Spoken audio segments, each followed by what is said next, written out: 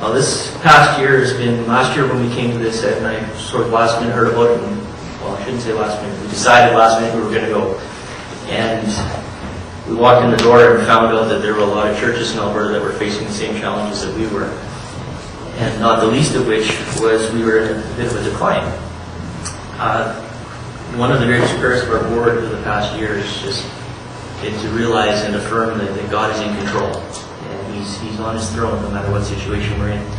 And He has proven that time and time again in our congregation. Today's theme of God's provision is incredibly appropriate for our church because at this point,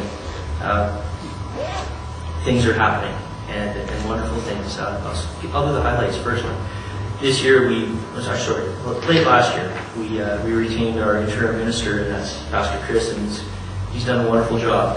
He's been a great pulpit minister for us. He's been a great teacher, and he's encouraged so many people in our congregation and attached to our congregation that things are going well.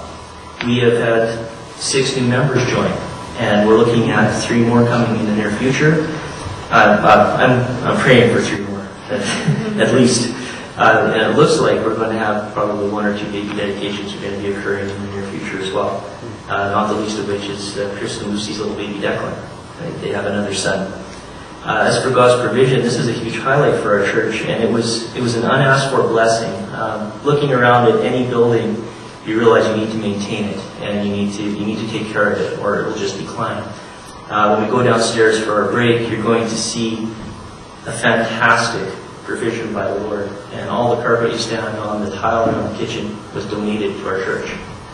And the reason I find this personally so amazing is the gentleman that did it at Carpet Color Center, he had been burned twice by other churches. He had done the same thing and they'd never paid him.